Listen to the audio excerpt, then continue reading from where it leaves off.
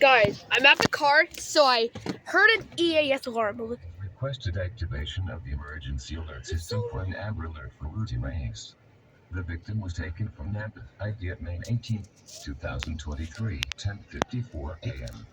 The suspect was driving a 2018 gray Honda Civic or 2008 gray Lexus S200T, license plate 019YOR2CTJ90, Idaho. Last seen heading towards Mommy!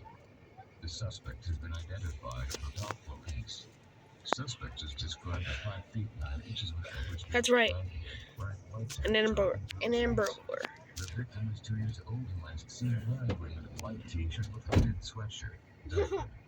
If you have any information about this incident, please contact the Oregon Amber Alert tip line at 1-866-5 Amber 5-1-866-526-62375 or call 911.